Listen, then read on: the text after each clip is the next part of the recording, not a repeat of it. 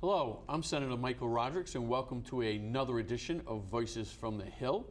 And today's a great day, and it's going to be a great show because our voices just got much louder up on Beacon Hill with the inclusion of our newest member of the Greater Fall River Legislative Delegation, State Representative Carol Faiola.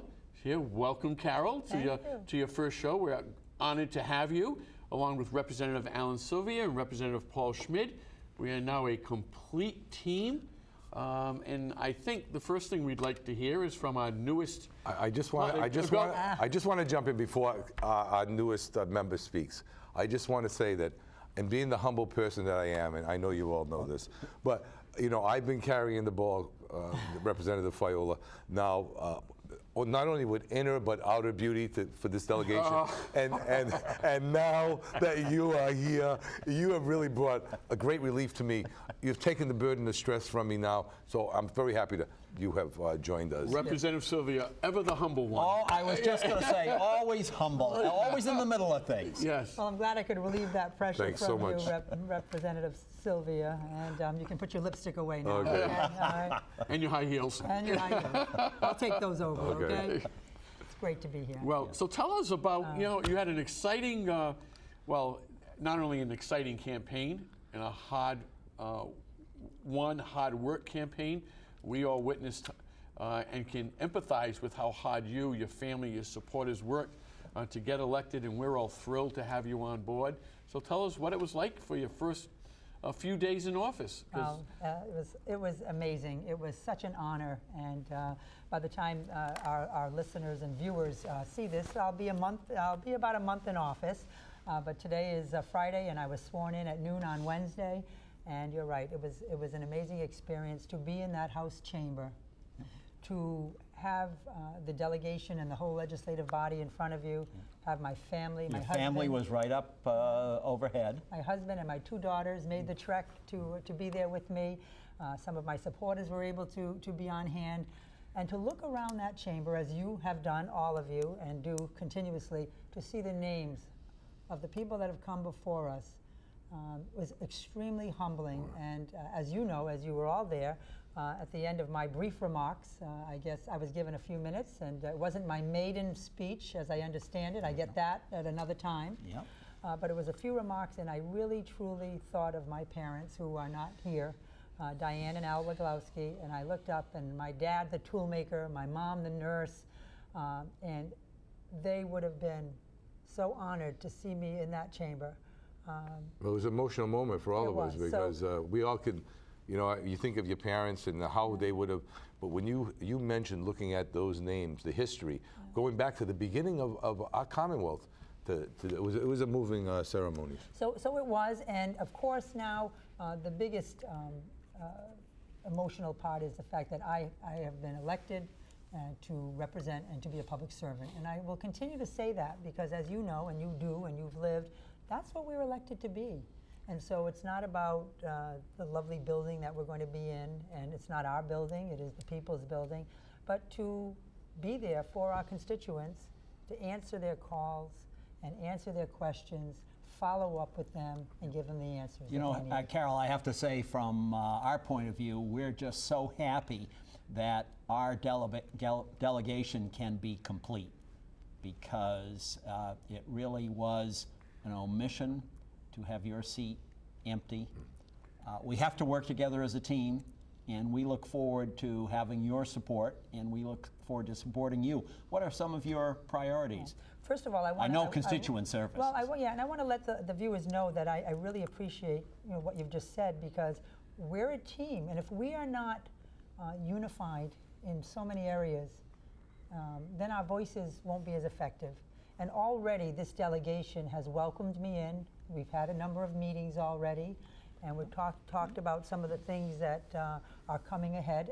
By the time the viewers see this, I keep referencing that, but there'll be a number of votes behind us. We did just take the repeal on the tech tax, and what's interesting is, of course, now under our belt is a vote against taxes, but now we move off from that. And that was the right vote. And that was the right vote for a lot of reasons, and it was important, but it's beyond us now, and now we move on to other areas. And as you said, what is important, of course, constituent service, but of course, other things that I heard along the trail. I mean, what we do and how we help our constituents, it comes from them. We're in the midst of the Route 79 project right now, and looking to the next phases and the next step of that, north of routes, north of that project. That's going to be a huge project. Is important. It's in the district, in my district. It's important to my constituents. It's important to yours. It's important to our whole community. Senator Rodericks and I have discussed that briefly in my couple of days. That's what's being looked at next. We have to have that vision. As we all know, government doesn't work as quickly as the private sector. And having been in the private sector, I understand and respect that, but it's a lot of planning. And so that's what we're going to be looking at. What is the next priority in terms of the waterfront, north of the current project that's underway, making sure hoping that there's some continuity, that we flow from one project to the next would be an ultimate goal of mine. That's one of the things we'll be talking about. And DOT is doing a great job. I mean, we have watched DOT work on this 79 project for months now, many months, actually longer than that. Years. I've only been involved 9 months. Yeah. But to see that 3D rendering of how that is going to look as that comes down, it really is going to beautify our waterfront. It's going to open it up to more development that we're all looking for. Obviously, it's going to put a strain on traffic issues. There's going to be a lot of traffic issues over the next 3 years. So we'll be working closely with DOT to work with our city to make sure that the roads are opened correctly so that we can move people throughout our city and in and out of the city. Because there's a lot of business along the waterfront and downtown. We don't want them adversely affected. It is a big issue. You know, Alan, I think what's most impressive to me is, and Senator, you chaired a meeting at Heritage Center just on Wednesday night, a number of presentations. Most impressive presentation to me was from the woman who is handling the community outreach and the efforts that they have gone to communicate. There's going to be a lot of traffic issues over the next 3 years. It's going to be totally worth it, but streets are going to be blocked, patterns changed, and they are clearly making an effort to reach out to everybody so that if you have a smartphone, you'll be able to know what street is blocked that day. I think that's very impressive. And we've said that from the very beginning, that we know that this project is necessary, that we need to create a 21st century transportation infrastructure system here inside of Fall River for the future, that we need to reconnect our downtown in the city of Fall River with the waterfront and everything that, all the promise that holds. But in doing so, we're going to go through a 3-year nightmare, to be honest with you. All of us are going to be fielding many, many calls, complaints, and issues, mostly related around traffic patterns and disruptions. They have put their money where their mouth is. There's a dedicated, live, real-time website that you can log on to, that you can have on your smartphone. My phone isn't quite that smart yet, but I've got to get a smarter phone. You got to find a 12-year-old to help you out on that. figure out how to use it. But communication is the key. Last week, which is over a month ago now that the show's being aired, we had our 3rd major public hearing from DOT on this project. There will be many, many others. I encourage everyone in the audience to attend and learn and ask your questions. And then you will see for yourself that they will be responsive. And if you have ideas, please bring those ideas forward. This is a designed build project, meaning that there is a conceptual plan in place. They went out, they being Mass DOT, went out through a very innovative and responsible RFP process to get the contractor and design team in place to finish the designs and do the construction. We got the best. Barletta Construction's been over 100 years in the business doing big projects like this. They bring the expertise and the experience to the table. I have nothing but great confidence in Barletta Construction with their partners on the design team. So we have a concept, but the actual details of the design are going to be taking place as we move along. They have 3 years to get this project done. September of 2016, for every day that the contractor is late, he's going to be fined $50,000 per day. By the way, for every day he's early, he's going to get a bonus of $50,000 per day. I applaud that type of outside-the-box thinking by DOT, incorporating private business practices into public construction. Because you know, Senator, we've heard that so often. So, well, they start on the bridge project and it goes on for 15 years. Well, that's not going to be the case. You know these people are going to get the job done. Exactly. The difference is the money's allotted. It's going to happen. And I've heard some constituents say, "Oh, look what happened with the Brightman Street Bridge." This won't happen here. We've been assured of that. And you're right. With these private sector practices being brought into government, that helps everyone, and it's going to be exciting. And progress comes with pain, and we will have some pain. But truly, I was also amazed at the presentation at Heritage Park, and also encourage people to attend the next. This will be any questions you have. There is the website, real time. There is a phone number. There is someone to answer your questions, whether it's us, whether you're online. So please. Don't get frustrated, get the answers, and if you get frustrated, and we will reap the benefits. 3 years will be here before we know it, and then we'll have a better Fall River for that. And I also want to add, seeing we all have district offices, we all have numbers. I know that's going to be included and put on the screen so that people know, but it's very important that people contact our office. Our legislative aides are available. We're available nearly every day. To answer questions. And when Mike, you were talking, Senator Rodrick, you mentioned ideas. It's all about ideas. You know, we look at filing legislation, we look at working together on some bills, and I know we'll do some of that jointly, but it's the ideas that come from the people that are so very important. And those are the things that keep it going. You know, everybody has that little thing that, you know, somebody had concerns about pedestrians, how they're going to get down there. I was very happy to see Mr. King from the Battleship, worried about tourism. Tourism is a very important part of this community. If we can't get people to the Battleship, the carousel, we're working on the carousel issue.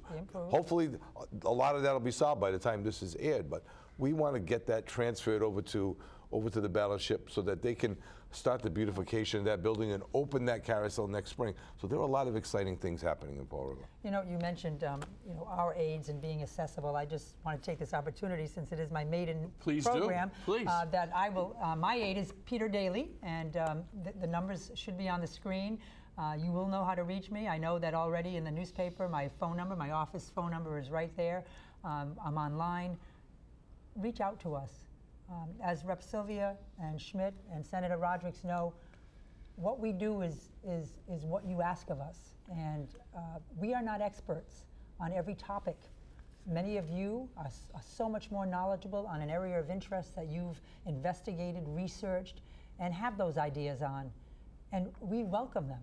That's what a public servant does. So bring forward those thoughts and ideas, tell us what you know, and we'll bring it to the right people. And that is one thing that I have found in my short time in the role, is that there are resources in our government that are there for us so that we can help you. And so it's probably the most impressive thing I've seen so far. And you know, this bonding, this collaboration that we all have, I mean, we're in this, it's like the Musketeers here, fourth Musketeer. But we're in but that group is even larger than that. When we talk about Pat Haddad and we talk about others locally, and that bonding is very important, and people should know that, because, like the bonding we have at the State House with some of those partners we have in government to get the things done that we got to get done, so important, because there's some big issues coming up. We talked about welfare reform. That's going to be folks are going to be hearing so much about welfare reform, and sometimes, you know, you see it looks like the other party is the guru of welfare reform, which is not the case. I don't know a Democrat, I don't know anyone in our chamber who doesn't want to make changes in welfare, doesn't want to stop fraud. But we want to do it right as well. We want to make sure that people who need assistance get assistance, and there are a lot of little pieces to this puzzle that we're going to make better, you know, with workforce development and GEDs, and we've seen some of that in action.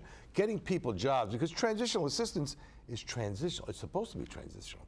It's not in perpetuity. People have got to leave that. Well, you are so right, Rep. Sylvia. The last I'm told by Senate President Murray that the last big welfare reform was about 20 years ago. And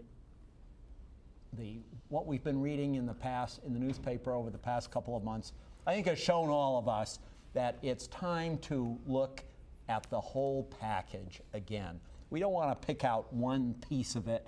We want to look at the totality, because of course we want to continue providing help to people who need it, but we want to cut out the abuse and fraud that we all know has crept into the system.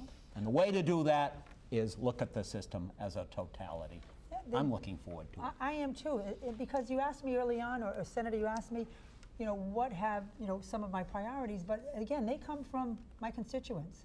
And as I was touring the district throughout the 9 months that I, 9 months, like no a baby to pregnancy. show, Yeah, no yeah. baby to show. But I guess you're my babies Yeah, now. yeah. Thank you, Carol. One of the number one things welfare fraud, I'll say in general, but one of the things that came up, and it's something, this is day 2, full day 2 for me, so by the time the next show airs, I'll have more information, I'm certain, but Oh, you'll look different by then. You'll have wrinkles.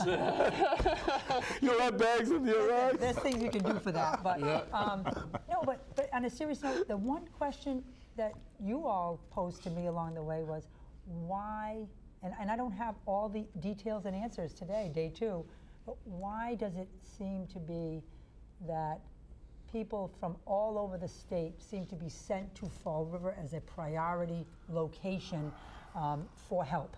And so as you said, Rep. Schmidt, we are all for helping people get a hand up, to get started, to give them the resources they need to be in a better place, whether it's childcare, education, food assistance, all of those programs, even housing. But what seems to be happening, and it's been verified more and more, and I'll be getting statistics to hopefully give me the information I need to make some accurate suggestions and recommendations and be a part of the discussion in a more meaningful way, but why is it that we seem to get more of our homeless, statewide homeless, and even out-of-state homeless population directed right here into Fall River, which ultimately, taxes, not financial necessarily, but yes, taxes, our education, our public safety, and all of these areas. So that's truly, when you ask me, that is, I'm being honest and candid. That's what you've told me out there. So I'm going to find out. This team is also on board, and we're going to better understand the real numbers and work to make a better balance. Carol, part of welfare reform has to include having every community in the Commonwealth participate. Wow. And I think we all can name the communities that apparently are not doing their share. We're doing more than our share. We just left, all of us, we just left, of course. Amazing. It's going to be a month later when folks see this, but we just left Share Jobs. Excellent program, What a excellent program. partnership with the community, working with our homeless population, getting people jobs. But every one of those folks who talked, who spoke, who benefited from those programs came from out of town. And then I heard, and you all heard it about, well, where there's vacancies. We have plenty of vacancies of apartments in Fall River. Problem is the other communities aren't doing their part. We should not be the dumping ground for people who need help. That should spread about to other folks, other communities. Oh, that's exactly what I heard, and that's what we'll be talking more about. And so we again invite our constituents to let us know their thoughts and their facts or information that they have, and then we bring it to the DHCD, Housing and Community Development, South Shore Housing Programs, who I'll be meeting with between now and the next program to better understand what's happening. Look at our unemployment. You say, well, we have high unemployment. We're dealing with lots of folks who have a low educational attainment level, and it's because many have come here. Many. We are like the Ellis Island of the state of Massachusetts. I hate to say that, but it's the truth. And that stress that's placed on public safety, on our educational system, and it gives the appearance, well, we're not getting jobs for these people. We're getting them all. We're getting all those folks here. People need to, other communities. You try to send public housing to Wellesley and Newton, they'll scream up there. we have we have most of those folks here. It's great to help people, but we shouldn't be able to have to do it all. That's why we that's a work fact. together as a team. Wanted to talk just briefly about another subject, and that was, if you would, the opening of the Morton School that took place earlier this month. Yeah, that was a tremendous event. And the latest new school, most technologically advanced school in this Commonwealth of Massachusetts. It was a wonderful event, and we also honored young Scott Andrews, Yep. a veteran who was killed while protecting us and providing us our freedoms, and named the auditorium in honor of Scott Andrews. Beautiful. That was a beautiful ceremony. It was a beautiful opening. I did go to Morton. I did go to attend Morton. What do you think now, Carol? Oh, if only I could. It's an amazing. I invite all the public What a transition. to get down there if they can at the appropriate times to attend a function there. It is a magnificent building. Fall River is very, very lucky to have so many beautiful schools, and it's going to afford the pride in the student body that we saw, the pride in the wonderful group of educators who are working so tirelessly to give our students what they need. That facility is opening up labs, computer labs, the theater facilities, the auditorium, the Scott Andrews Auditorium. And the amazing thing, the architecture, how they blended the old Morton, those arches, and they brought that architecture into that school. I thought that was beautiful. But the other day we visited with Governor Patrick, Cuss Viveris, Cuss Middle School. And of course, Meg Mayo Brown, our superintendent, was there, who we have to give accolades to, because we've had a complete turnaround in a number of schools in our community. But to listen to those children, 6th grade, I thought they were in the 8th grade. I can't tell the difference in age anymore. I'm becoming too old. I used to be able to tell who was a 6th grader and who was an 8th. But the kids, the vocabulary, the interest, the comments, that wasn't rehearsed. I almost had a tear in my eye to see these kids. Wasn't that wonderful? something The to see Gifted and that? Talented program.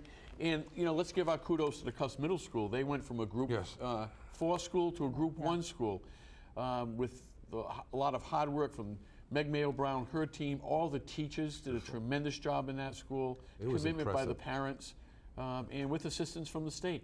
By the way, talking about, Senator, talking about the teachers, I think we ought to give a shout out to the new head of the Fall River Teachers Association, Rebecca Cusick. And Very Doing hard a work. great job. Yep. she takes over from Paula Kayla, who did a wonderful job. And we know that Rebecca is going to do a great job, and we, of course, wish her and her colleagues all the best. Absolutely. Yep. Well, we know that the only way to really change Fall River and help this region move into the 21st century economy is by education. Because the jobs of the future, even in traditional industries like textile, there's still textile manufacturing going on, but you need to be as much of a computer programmer as an experienced seamstress in order We to. saw that earlier this month. At Mattook. What's happening at Mattook Industries, it's amazing. And And I want And to give. Fall River shirt. I want to thank Representative Schmidt, because he put that. what a job He put a lot of that. Hey, we all. I we know, all but worked you on did an awful lot to get those 15 or so legislators to come down to Fall River, on that tour. It was to be amazing. on that tour, to travel with us, Senator Rodrigues. I know you were there. Yep. We went to what is it, Fall River Shirt Factory, the New England Shirt Factory. Watched those 72 people, employees working in that factory. Changed totally the way we look at the old sweatshop industry, and then to Mattook and the biopark.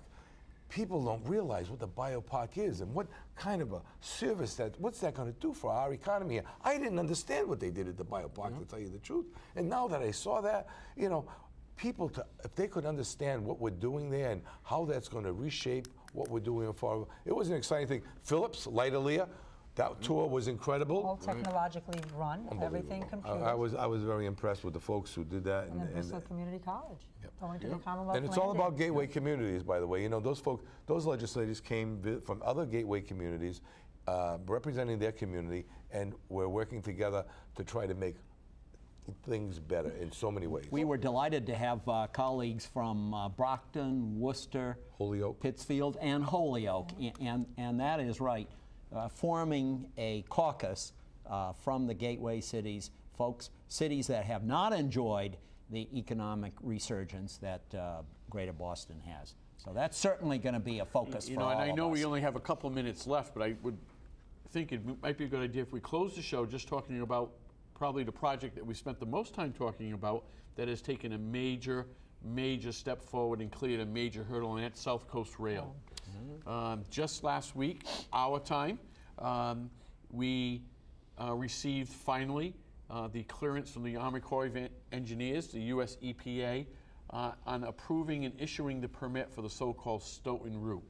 So we now have a real permitted project to move forward on.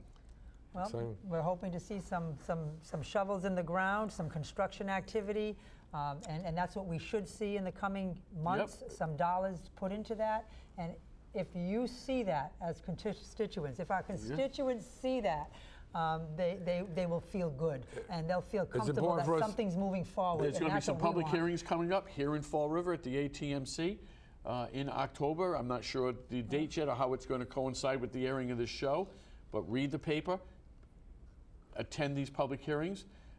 This is important. As much as the Route 79 Spaghetti Ramp project is going to transform internal Fall River, access to the waterfront, nothing's going to be a bigger game changer for Fall River in this region than South Coast Rail. I agree, and we have to look at who we're going to be supporting as a governor, because we need a governor who is going to be consistent with Governor Patrick and his intensity and passion about South Coast Rail. We need to make sure we have a So governor that's ask gonna do that. every candidate for governor, what is your position on South Coast Rail? Because the governor releases the funds. The Absolutely. governor writes the check, so. He is the chief executive officer. You know, as legislators and as a legislature, we have limited authority. We authorize the money in the bond authorization that we're going to be involved in, many of them this fall, environmental bond, transportation bond, housing bond, and the like. That's just the first step of a long process to actually see those monies be put to use. And once we authorize and we vote on these bond authorizations, the power shifts to the governor's office and the chief executive office. So I reiterate that as we start in the coming year, hearing from all our gubernatorial candidates, and you believe South Coast Rail is a great project for this region as we do, ask them, demand of them to give you their answers. Right. And then hold them accountable that they keep the promise, like Governor Patrick has certainly kept his promise on South Coast Rail. We may have disagreed on lots of things with our governor. However, he was consistent with that project, and he's held true all the way. And I have to credit him for that effort, and it's a Absolutely. benefit to all of us, because we all know. I gave that statement at the press conference the other day. I'm going to be 62 years old next month. When I was 36, Oh. I know. Yeah. When I was 36, we were talking about a train in Fall River. Can Yeah. you believe it? Yeah. Well, I guess it's wrap-up time. I guess it's wrap-up time. Once again, let me tell you how personally I am thrilled to have Carol on board, you. Representative Fiola. So am I. Our team is filled. I even came to tears yesterday when she was speaking. We'll have a little bit of fun too. It's Now, not we a go whole by lot. seniority for our monthly luncheons, because we do meet monthly for lunch. I think it's Rep. Schmidt's turn next to buy lunch, so we're waiting for the invitation. Oh, my Paul. God. But that's where we get together, talk about projects. Thank you all for joining us here on Voices from the Hill. Thank you.